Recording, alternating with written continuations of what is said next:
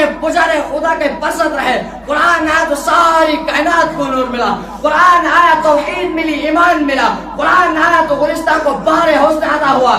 قرآن آیا تو باطل کی لعنتیں جڑیں ٹوٹ پڑی. قرآن آیا تو میرے دوستو شرافت و عزت ملی. قرآن آیا تو ضلالت و گمراہی کے وادیوں میں بھٹکتے ہوئے انسانیت کو درد و غم ملا. قرآن آیا تو دوستو سب کچھ ملا. مگر افسوس صد افسوس، ہم نے اس قرآن پاک کے دامن مقدس کو ترک کر دیا. ہم نے اس کی پاکیزہ تعلیمات کو بھلا دیا. نتیجہ یہ ہوا کہ وہ مسلم قوم جس کے سر پر عزت و رفعت کا تاج تھا، ذلت و رسوائی کے غار میں جا گئی. وہ قوم جس کی ایک آواز پر افریقہ کے جنگل میں رہنے والے خونخوار درندوں نے میدان خالی کر دیا تھا، آج ایک چونٹی بھی اس کا حکم ماننے کو تیار نہیں. وہ قوم جس نے کبھی بھی حکومت و سلطنت کا فریضہ انجام دیا تھا، آج غلامانہ زندگی بسر کر رہے ہیں. وہ قوم جس پر کبھی تاریخ نازا تھی، آج ماتم کرا ہے.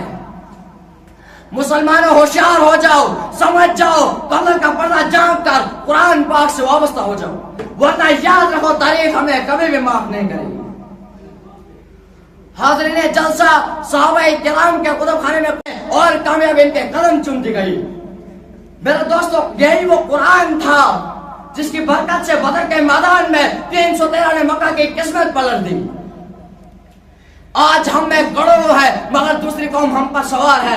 جان ہماری محفوظ نہیں، مال ہمارا محفوظ نہیں، عزت و آبرو کی کہلواڑی ہے. نہ ہماری مساجدیں محفوظ ہے، نہ ہمارے مدارس محفوظ ہے. ظلم و ستم کی چکے ہمارے لیے گھوم رہی ہے. مسلمانوں، ایک دور تھا کہ مسلمانوں کا مقابلہ حمان بن ولی سے ہوتا ہے. اس دشمن خدا اور دشمن رسول کے پاس طاقت و قوت ہے. 60,000 فوج کا لشکر ہے. مسلمانوں کی فوج 10,000. اسلامی فوج کے کمانڈر حضرت خالد بن ولید ہے. مسلمانوں کو اس کا بھی علم نہیں کہ دشمن کے پاس کتنی فوج ہے. چنانچہ مشورہ ہوتا ہے کہ حضرت خالد بن ولید سے کہا جاتا ہے آپ 300 آدمی لے کر جائیں اور پتہ لگائے دشمن کی فوج کہاں ہے، اس کی تعداد کتنی ہے اور اس کے پاس سامان کیا ہے. صحابہ رسول کے قوت ایمانی دیکھیں، فرماتے ہیں مجھے 300 آدمی کی ضرورت نہیں، میرے ساتھ صرف 30 آدمی کافی ہے. صحابہ کرام نے عرض کیا آپ کی قوت ایمانی آپ کو مبارک، مگر یہ دنیا دارالاسباب ہے، 30 آدمی تو کچھ نہیں، کم از کم 60 آدمی لے جائے. چنانچہ 30 اور کا اضافہ کر دیا گیا اور اسلامی فوج کا مختصر سا قافلہ آگے بڑھا. چند میل کے فاصلے پر معلوم ہوا دشمن کا لشکر وہاں ہے. اس کی تعداد 60,000 ہے. اسلامی فوج کے وہ مجاہد حضرت خالد بن ولید کی ایمانی حالت جوش میں آتی ہے. فرماتے میری رائے ہے کہ ادھر منتظر صحابہ کرام کو اطلاع کی ضرورت نہیں، ان سے مقابلے کے لیے ہم کافی ہیں. سب نے یک زبان ہو کر کہا ہمیں شوق شہادت ہے. جب شہادت سامنے ہو تو دشمن کے کثرت تعداد سے پرواہ کیا ہے. اور اسلامی فوج کا وہ مجاہد اعظم سب بناتا ہے. دوسری طرف 60,000 فوج کا لشکر. حمان بن ولی آگے بڑھ کر کہتا ہے ہم تو سمجھتے تھے مسلمان قوم بڑی سمجھدار ہے، لیکن معلوم ہوتا ہے کہ تم احمق کو 60,000 سے لڑنے کے لیے 60 آدمی لے کر آئے. جاؤ ہم تم پر رحم کھاتے ہیں اور 2 بوریاں کھجور اور چند اشرفے دیتے ہیں. اس پر کسی اردو شاعر نے کیا خوب منظر کشی کی کہ ہم تمہاری دھمکیوں سے خوف کھا نہیں سکتے، کہ ہم تمہاری دھمکیوں سے خوف کھا نہیں سکتے، ظلم کے آگے اپنا سر جھکا نہیں سکتے.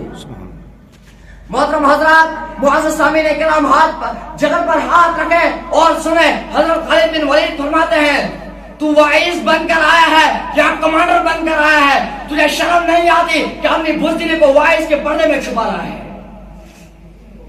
تم میں لڑنے کی طاقت و قوت نہیں. اسلامی مجاہد کی اس للکار پکڑ لو ان 60 آدمیوں کو. چنانچہ 60,000 کا حملہ ہوتا ہے اور صحابہ رسول چنانچہ 60,000 کا حملہ ہوتا ہے اور صحابہ کرام ان میں گھس جاتے ہیں. راوی کہتا ہے رسول خدا کے وہ جانشار صحابہ گھستے ہوئے تو نظر آئے، پھر پتہ نہیں کہ وہ کہاں ہے. سوائے تلوار کی چمک اور کچا کچ کے کچھ نظر نہ آتا. صرف 3 گھنٹوں میں جنگ کا فیصلہ ہو جاتا. تاریخ شاہد ہے، زمین آسمان گواہ ہے کہ 60 نے 60,000 کا منہ پھیر دیا.